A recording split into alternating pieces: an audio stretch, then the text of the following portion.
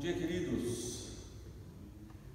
Nós estamos começando com alguns minutinhos de atraso por causa de dificuldades técnicas.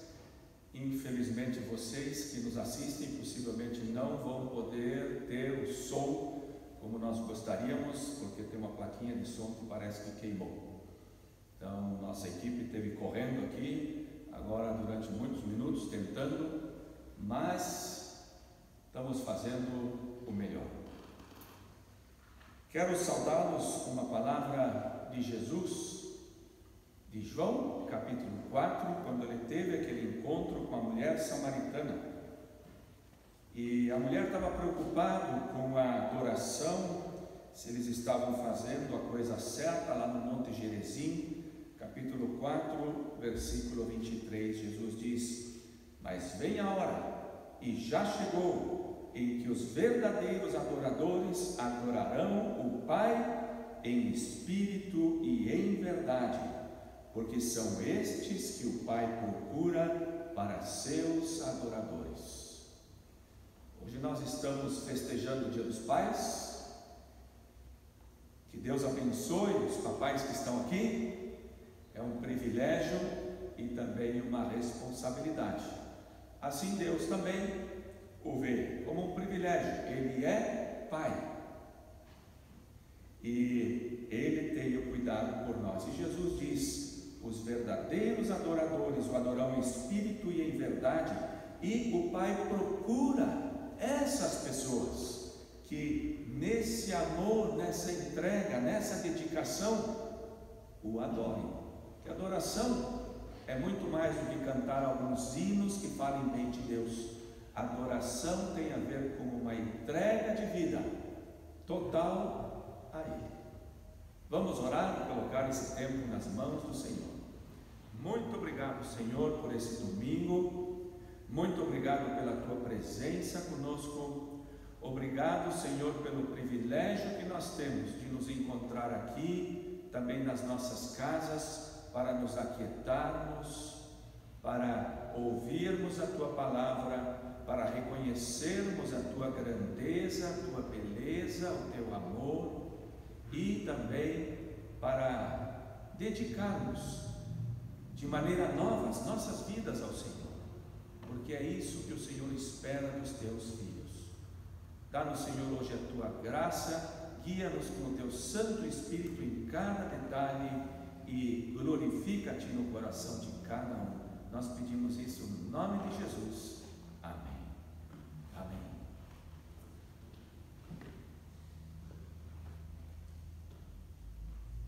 Já para seguirmos com a introdução, um texto que me veio ao coração é o texto de Romanos, capítulo 8. Capítulo 8, e agora aqui eu perdi, não, está aqui. Versículo 14 e 15. Versículo 14 e 15. Pois todos os que são guiados pelo Espírito de Deus são filhos de Deus. Porque não recebestes o espírito de escravidão para viverdes outra vez atemorizados, mas recebestes o espírito de adoção, baseado no qual clamamos: Abba, Pai. Essa palavra Abba, ela é uma palavra aramaica, e ela aparece 3 vezes no Novo Testamento. Jesus também usou essa palavra quando ele se dirigiu ao Pai. Está lá em Marcos. E essa palavra, ela tem a ver com uma proximidade muito grande dessa pessoa, de Deus, o Pai. É interessante, eu contei quantas vezes aparece a palavra Pai para Deus no Antigo Testamento. O Antigo Testamento, olha, é isso aqui, ó. Né? O Novo Testamento é isso. Mas no Antigo Testamento a palavra Pai só aparece 15 vezes. E todas as vezes que ela aparece no Antigo Testamento, ela está ligada com a nação de Israel. Deus como um pai para toda a nação de Israel. Nunca aparece como uma relação pessoal com um indivíduo. Sabe quantas vezes a palavra pai aparece no Novo Testamento para Deus, mostrando uma relação pessoal? 245 vezes. Novo Testamento muito mais fininho do que o Velho. No Velho 15, no Novo 245 vezes. Isso tem alguma coisa a dizer. Quando algo é repetido tantas vezes na Bíblia, num trecho tão curto, na verdade, isso deveria fazer com que a gente levante as orelhas e diga: epa, isso aqui é importante. Com Jesus começa algo bem novo, que os próprios discípulos viram. Jesus, nós queremos orar como você também, nós queremos ter essa intimidade como você também, porque eles perceberam que Jesus tinha uma intimidade que eles não tinham. Por isso eles chegaram e disseram: Jesus, ensina-nos a orar. E Jesus diz: orem assim: Pai nosso que está nos céus. São esses os que Deus procura? Aqueles que têm um relacionamento íntimo com Ele, como também nós vemos aqui que o apóstolo Paulo diz: é um privilégio, baseados no qual chamamos Abba Pai. E a pergunta nessa manhã é: como é que está o teu relacionamento com o Deus Pai? Com Deus como o teu Pai?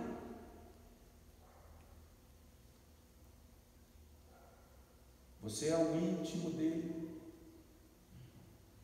Ele ama muito aqueles que são seus filhos. E nós, através de Jesus Cristo, pudemos ser adotados como seus filhos. Jesus é o Filho por excelência, mas nós, como adotados. Mas isso não significa que Ele nos ama menos. Isso não significa que Ele nos ama muito. E o interessante é que Jesus disse no versículo que eu abri: Deus procura esses filhos que o adorem em espírito e verdade, do seu interior, com todo o seu coração, que o amem com todo o coração. Através da morte de Jesus na cruz, nós fomos aproximados e feitos filhos de Deus. E é interessante que o apóstolo Paulo, nesse versículo, e eu fecho com isso porque hoje a pregação não está comigo, ele dá dois indícios, inclusive, para quem é filho de Deus. Quem é verdadeiramente um filho de Deus? Em primeiro lugar, aqueles que receberam o espírito de adoção, no qual clamam e dizem: Abba, Pai. São as pessoas que têm um prazer grande de se relacionar com Deus, com Deus Pai.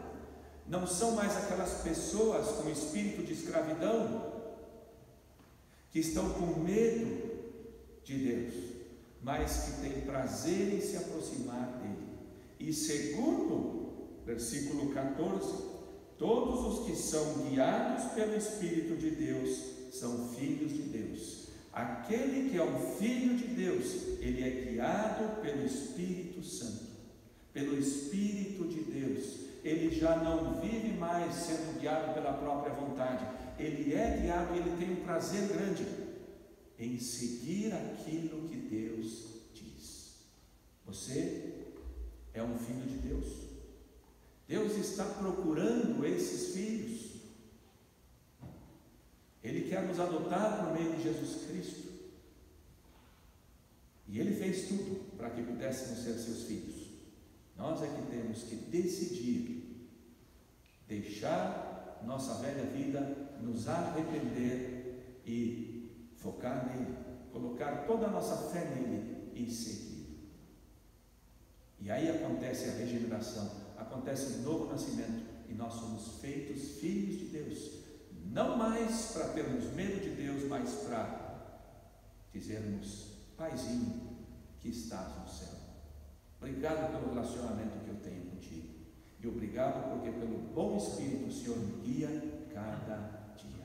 Que essa seja a experiência de cada um aqui também. Estamos celebrando hoje. Você, como pai, talvez já recebeu o teu abraço, né? Eu recebi inclusive o café da manhã, bem gostoso, preparado pelos meus filhos. Mas não é dessa maneira que nós servimos a Deus. É obedecendo a Ele que Ele se sente amado, e é buscando com todo o nosso coração que assim seja. Amém? Amém. Vamos orar mais uma vez. Pai, muito obrigado, porque durante mais de 1000 anos o povo de Israel nunca sentiu no coração essa liberdade e essa satisfação que nós podemos ter de te chamar de Pai.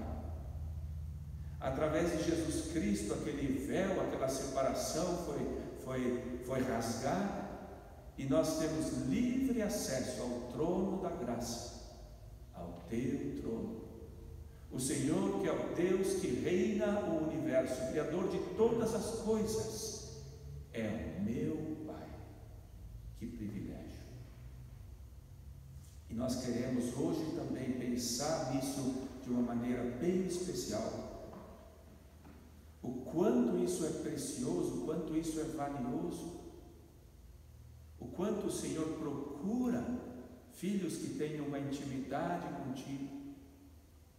Perdoa-nos, Senhor, quando nós não temos procurado o Senhor com todo o coração. Limpa o nosso coração e ajuda-nos a focar toda a nossa vida, o nosso amor em direção ao Senhor. O Senhor merece, e nós queremos dar-te tudo aquilo que é teu. Muito obrigado por essa manhã, muito obrigado por esse privilégio de sermos teus filhos e termos um Pai tão amoroso, tão bondoso, tão misericordioso, tão paciente, tão perdoador e de tantas outras qualidades que poderíamos mencionar. Que o Senhor abençoe esse Dia dos Pais e que nós sejamos de bênção também para o teu coração. No nome de Jesus. Amém. Amém. Vamos cantar, louvar a Deus.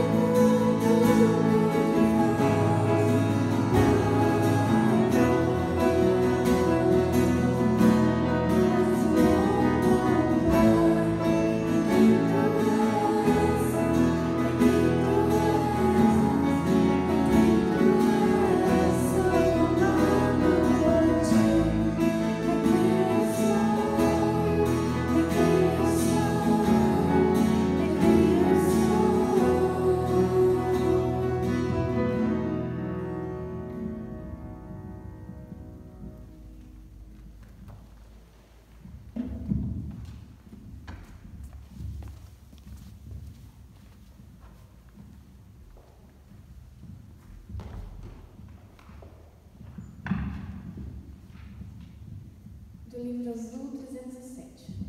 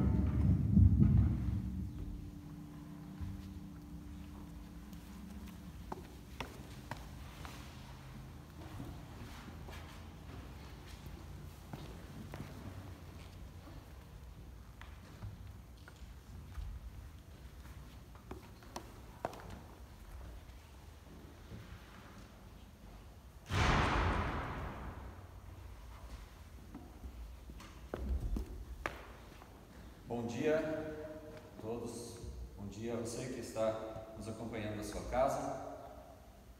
Conta-se que uma senhora estava escutando uma rádio evangélica e ela estava passando por muitas necessidades, não tinha mais nada para comer em casa. E ela ligou para essa rádio e pediu se alguém poderia ajudá-la. Um bruxo que ouvia o programa resolveu pregar uma peça para essa senhorinha, só para se divertir. Telefonou para essa rádio e obteve o endereço dela. Chamou seus secretários e falou para eles: vão lá para o supermercado, façam uma grande compra e levem lá para essa senhora. E ele deu ordens específicas. Quando ela perguntar quem mandou essa comida toda, eles deveriam responder que o diabo estava enviando tudo aquilo. Assim, como ele mandou, seus secretários foram, fizeram uma compra, chegaram na casa dessa senhora, bateram na porta e começaram a descarregar toda aquela comida. A senhorinha, toda feliz, começou só a guardar tudo na prateleira. Só que ela não perguntava quem enviou isso. Então eles meio que deram uma forçada, viu? Você não quer saber quem que te mandou tudo isso? E a senhora, em sua simples fé, falou: não, meu filho, não é preciso. Quando Deus manda, até o diabo obedece. Estamos nesse mês de agosto, como já vimos semana passada, vendo um pouquinho, estudando um pouco mais sobre o que é a Bíblia, o que podemos aprender com esse período um pouco mais bagunçado no que estamos vivendo no mundo, com a presença do coronavírus. Semana passada ouvimos que Deus é a nossa rocha em todo momento, é o nosso porto seguro, é o nosso lugar, é a nossa terra firme. E hoje queremos aprender um pouco sobre uma característica imutável de Deus, a sua soberania. E o título que eu queria dar é: Pode deixar comigo. Por que esse título? Quando alguém te pergunta: você pode fazer tal e tal tarefa? E você quer deixar claro que sim, falamos muitas vezes: pode deixar comigo, eu faço. Ou seja, em outras palavras, está tudo sob controle, pode deixar, eu vou fazer. Não precisa se preocupar. E essa é uma característica de Deus que muitas vezes nós acabamos esquecendo, ou muitas vezes não levamos tão a sério a soberania de Deus. Ou pior ainda, achamos que as coisas saíram do controle de Deus. Achamos que agora tudo saiu fora do prumo. O homem, nós, gostamos de ter tudo em nossas mãos, não é verdade? De preferência uma poupança gorda, bastante dinheiro no bolso, para se vier alguma crise, eu não precisar me preocupar. Queremos ter uma casa segura, câmeras, vigilância 24 horas, alarme, uma cerca reforçada, de preferência mais 2 pincher para proteger. Queremos seguro de saúde, de vida, do carro, da casa, da bicicleta. Queremos ter tudo sob nosso controle. Se de repente algo sair do nosso controle, ainda estamos no controle, pois temos seguro. Ou seja, como homens nos organizamos de tal forma que nada saia do nosso controle. Mas eu pergunto, temos realmente tudo sob nosso controle? É só uma doença nova, como o coronavírus, aparecer e parece que a nossa segurança, o nosso controle já fica de pernas para o ar, não é verdade? E do nada tentamos restabelecer esse controle. Começamos a instruir as pessoas, como todo mundo aqui, usando máscaras, lavar as mãos, que é um bom hábito. Pessoas devem ficar mais em casa, passar álcool, tantas medidas que tentam controlar o que não sabemos como controlar. Mas só essa ideia de que estamos controlando isso nos dá um alívio. Mas, desculpe falar, na verdade nós não controlamos nada. O único que realmente controla tudo é Deus. É isso que chamamos de, pode deixar comigo, não se preocupe. Mesmo esse tal coronavírus só existe porque Deus o permitiu existir. Tudo acontece porque Deus deseja que aconteça. Nós, como cristãos, muitas vezes achamos que Deus deve intervir nesse momento, acabar com o coronavírus finalmente. Não é verdade? Nós oramos por isso, nós pedimos a Deus.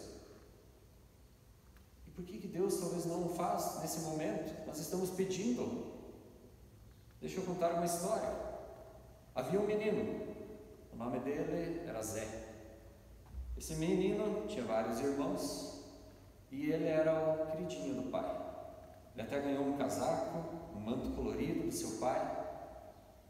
E ele um dia sonhou que ele reinaria ou que ele seria superior aos seus irmãos e ao seu pai. Seus irmãos já estavam com ódio e eles estavam trabalhando no campo. O seu pai pediu para o Zé: Zé, vai lá ver o que os teus irmãos estão fazendo.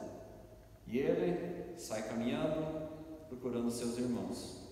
Chegando perto, seus irmãos com ódio o jogam dentro de um poço fundo, que graças a Deus não tinha água, e mandam esse manto, mandam esse casaco lindo que ele tinha recebido do pai, todo rasgado, com sangue, dizendo ao pai: pai, um bicho grande pegou o Zé.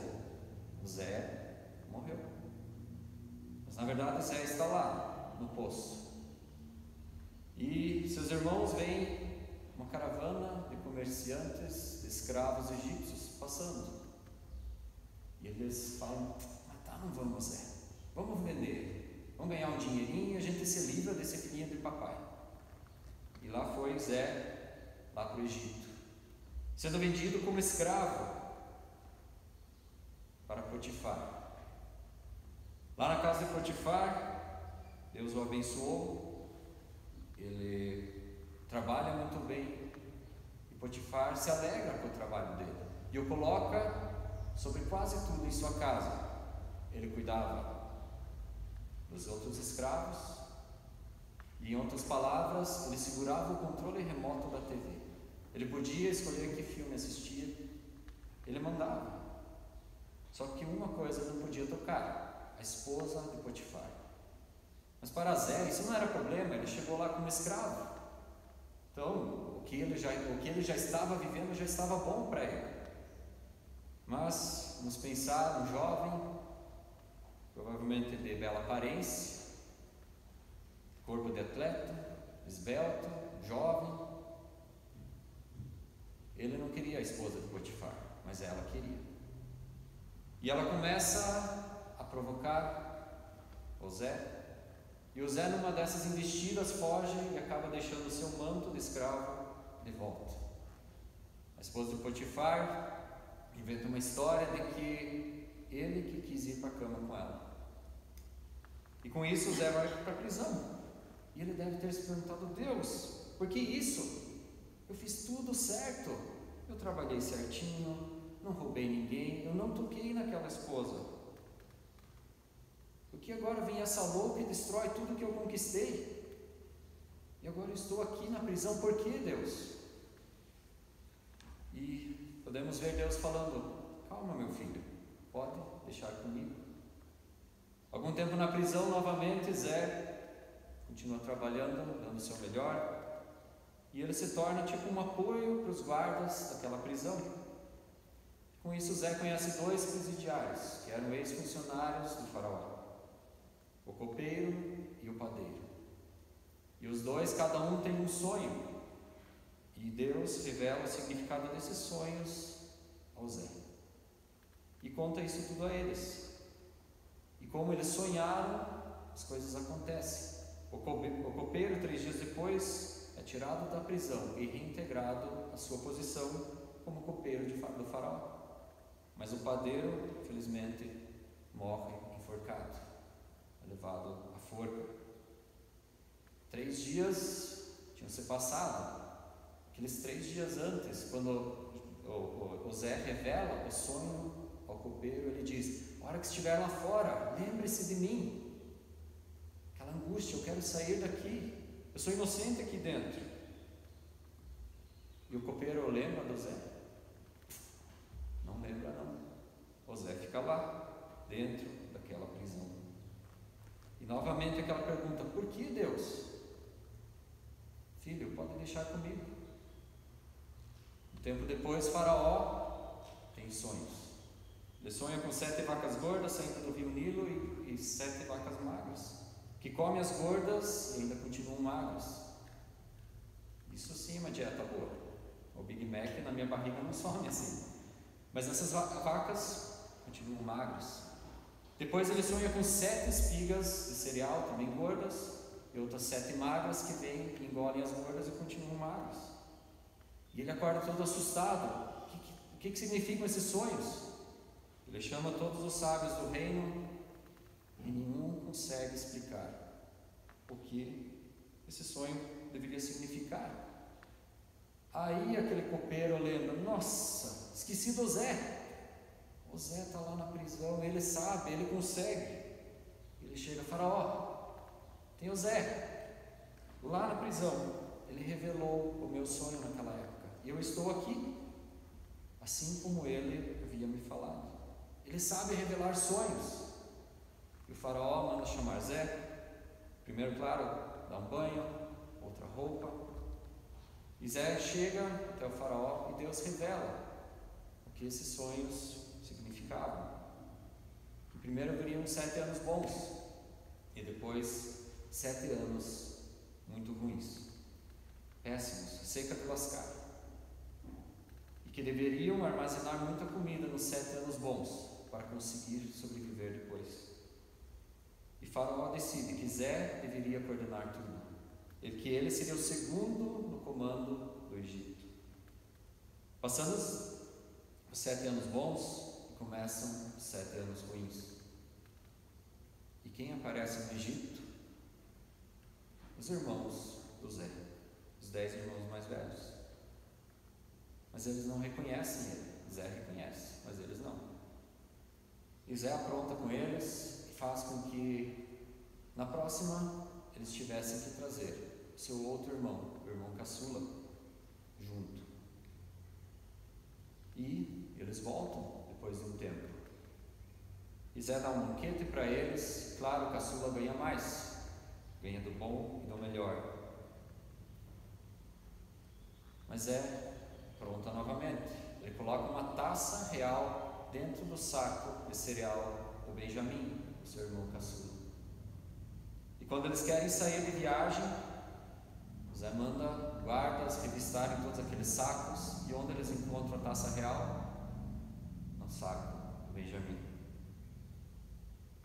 E os guardas têm ordem de levar o Benjamim preso. E nessa hora, os irmãos defendem o Benjamim e dizem: não, eu fico.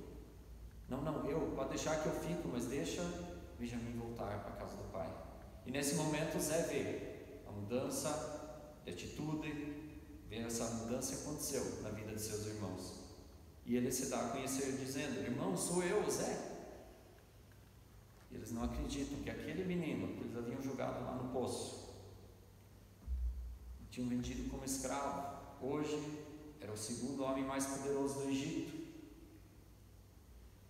E depois de muito choro e abraço, Zé pede para trazerem seu pai para o Egito. E tudo que eles tinham, rebanhos, servos, tudo. E eles vêm. Eu pergunto agora a vocês: por que Deus deixou que vendessem o Zé como escravo? Por que Deus deixou isso acontecer? Ele não era temente a Deus? Ele era. E por quê? Deus tinha um plano maior. Se ele continuasse ali, ele continuaria apenas como um pastor de ovelhas. Deus tinha mais planos. Aí Zé chega ao Egito, vai para a prisão. E por que Deus deixou Zé ser mandado para a prisão justamente por uma mulher? Ele não estava sendo talvez sal e luz ali? Sim. Mas senão ele só continuaria apenas como um chefe dentro de uma casa. E Deus tinha um plano maior. Porque Deus fez o copeiro esquecer da promessa que ele tinha feito, que ele iria celebrar José lá fora, 3 dias depois. Pois se ele saísse naquele momento, no máximo talvez ele se tornaria um auxiliar do copeiro, ou tinha uma vaga aberta, a do padeiro. Ele poderia de repente ser o padeiro real. Mas Deus tinha planos maiores. Por que Deus deixou tudo isso acontecer com Zé? Deus tinha um plano maior. Deixa comigo. Pode deixar comigo, diz Deus. Porque Deus deixa que coisas ruins nos aconteçam, que crises, que pandemias venham ao nosso encontro. Deus tem um plano maior. Quando você está em meio a uma aflição, um momento difícil, uma crise, uma doença, saiba que a soberania de Deus pode fazer tudo isso parar. Não pode parar numa doença, pode parar numa crise, mas saiba que mesmo que Ele não o faça, essa mesma soberania que te sustenta durante essa crise, durante essa fase. Uma conhecida ilustração conta que um homem caminhava na areia e ele olhava para trás, ele via as pegadas dele e outras pegadas do lado, que ele identificou como sendo as pegadas de Deus. Toda vez que ele passava por uma dificuldade, ele olhava para trás e só via um rastro. E ele chegou para Deus: Deus, por que nos momentos mais difíceis você me abandonou? E Deus responde: não, filho, não te abandonei. Foi nesse momento que eu te carreguei. Soberania de Deus pode parar o coronavírus? Pode parar uma crise em sua vida? Uma doença? Pode. Mas mesmo que Ele não o faça, neste momento, Ele está te carregando. Uma pergunta que nesses últimos tempos talvez muitos se fizeram, eu pelo menos me fiz: quem é o responsável por essa crise mundial que estamos passando? É o diabo? É aquele chinês que comeu um morcego, ou sei lá o que ele comeu? São os comunistas? Quem é o responsável? Algum laboratório que fez uma experiência que não deu muito certo, que saiu pela janela e começou a infectar todo mundo? Nós entendermos que nada neste mundo acontece sem o aval de Deus, que é soberano sobre tudo e governa tudo. Vemos que o coronavírus só existe porque Deus o deixou existir. E só Ele trará o fim quando for da sua vontade. Será, Lucas? Será que é assim? Se olharmos na Bíblia, vemos Deus governando sobre tudo. Deus controla o vento, raios, neve, pássaros, portas da prisão, paralisia, cegueira, planos de viagem, controla nações inteiras e até assassinos. Eu fiquei assassinos. Deus controla assassinos, será? Se olharmos Atos 4, 27 e 28, lá diz: de fato, Herodes e Pôncio Pilatos reuniram-se com os gentios e com os povos de Israel nesta cidade para conspirar contra o teu santo servo Jesus, a quem ungiste. Fizeram que o teu poder e a tua vontade haviam decidido de antemão que acontecesse. Era a vontade de Deus. Não foram eles que conspiraram contra Jesus. Era Deus que já tinha decidido que isso iria acontecer naquele momento, naquela hora, naquele lugar, naquele ano. Nada foge do controle de Deus. Ou seja, o que aconteceu com Jesus não foi uma conspiração de pessoas, e sim a vontade de Deus acontecendo. E com a morte de Jesus lá na cruz, hoje nós temos, como cristãos, a vitória também sobre a morte. Deus controla a vida e a morte, também estão nas mãos de Deus. Cada respiração nossa, cada batimento do nosso coração só acontece pois Deus assim o permite. Isso é graça de Deus. Assim como os nossos planos, se decidirmos, se planejarmos hoje que amanhã vamos lá para Curitiba, quem de vocês pode garantir com toda certeza que vai estar lá? Alguém de vocês pode garantir? Acredito que ninguém. Por quê? Porque isso depende de Deus. Refletirmos sobre o nosso futuro, qualquer condição de risco, qualquer pandemia, qualquer crise. Uma palavra de Tiago 4,15 é muito boa. Ela diz: se o Senhor quiser, viveremos e faremos isto ou aquilo. Se Deus quiser, é a vontade dele em nossas vidas. Ou seja, se Ele quiser que eu chegue em Curitiba amanhã, Ele vai permitir. Se Ele não quiser que eu vá para lá, alguma coisa pode acontecer, um acidente, o carro pifar, eu posso morrer durante a noite, se assim for a vontade dele. Posso morrer do coronavírus, posso morrer tropeçando numa pedra, posso morrer dormindo de um ataque cardíaco, sei lá. A sua soberania, a soberania de Deus governa tudo. E já vimos anteriormente que Ele nos deu o seu Filho. E lemos em Romanos 8,32 que assim também com Ele, com o seu Filho, Ele nos dará graciosamente todas as coisas que precisamos para fazer a sua vontade. Fazer a vontade de Deus, Ele nos dará tudo. Saúde, proteção. Enquanto tivermos um ministério, quando Deus quiser usar a nossa vida na terra, Ele estará nos dando essa graça de viver. Ele nos dá também tudo o que precisamos para glorificar o seu nome, para chegarmos em segurança à sua presença. Ou seja, o coronavírus ou qualquer outra doença pode frustrar os planos de Deus na tua vida? Não.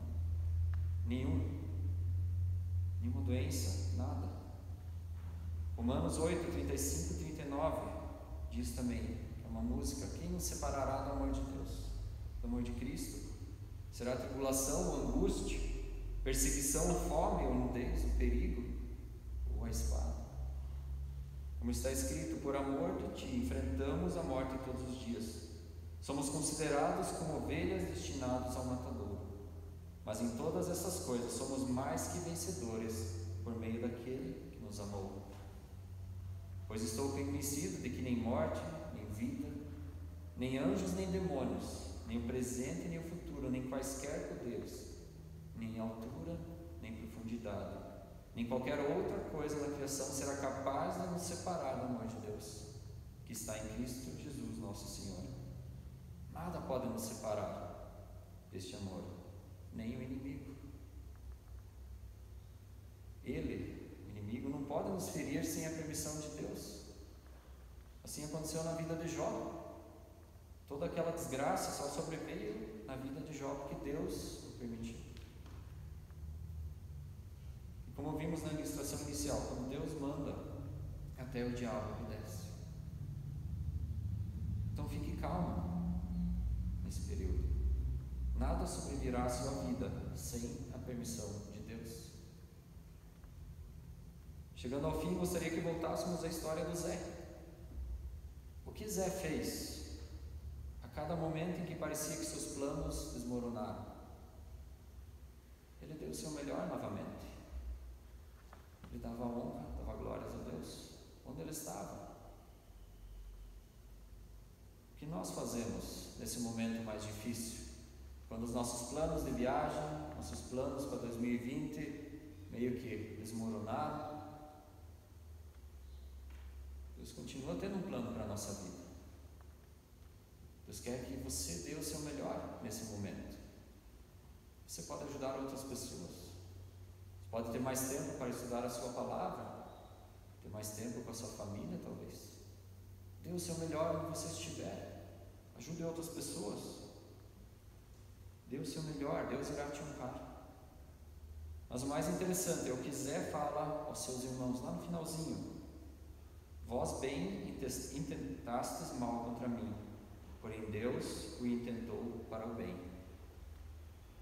Algumas traduções deixam um pouquinho confuso, diz tornou em bem, que nos passa a ideia de que Deus estava corrigindo algo, Deus estava arrumando uma bagunça que os irmãos de José haviam feito. Mas na verdade ele planejou para o bem. Deus intentou em bem o que José teve que passar. Deus já tinha esse plano. Assim como Ele tem planos para as nossas vidas. E essa pandemia já estava em seus planos. Ele continua com o seu plano em sua vida, na minha vida. Ele planejou essa pandemia para o bem. Mesmo nesse momento mais complicado que estamos passando mundialmente, pois nada foge do seu controle, Ele é soberano. Então leve para casa, toda vez que você estiver passando por uma dificuldade, por um tempo mais difícil, dê o seu melhor, mesmo nesse momento, mas principalmente olhe para cima e veja Deus te dizendo: não se preocupe, filho. Deixa comigo. Nada foge do meu controle. Amém? Vamos baixar as nossas cabeças ainda para uma oração. Sim, Pai, te dizemos, Tu és soberano. Te dizemos que cada segundo, cada milésimo de segundo na nossa vida já estão escritos em Teu livro. Te dizemos que Tu já planejaste tantas coisas para nós. Mesmo os nossos planos, mesmo o nosso controle sobre as coisas, parecendo que foi pelo ar, sabemos que nada foge do Teu controle. Já dissemos que podemos estar aqui, dissemos pela vida de cada um que está aqui hoje, por cada um que está em sua casa nos acompanhando.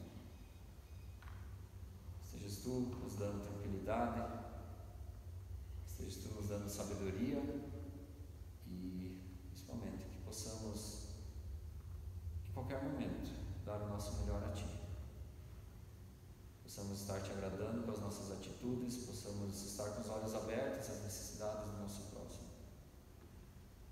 E que, principalmente, Pai, possamos nos acalmar, olhando para Ti e sabendo que nada foge do Teu controle. Te agradecemos por isso, Pai. Pedimos também a Tua bênção, a Tua proteção para essa nova semana.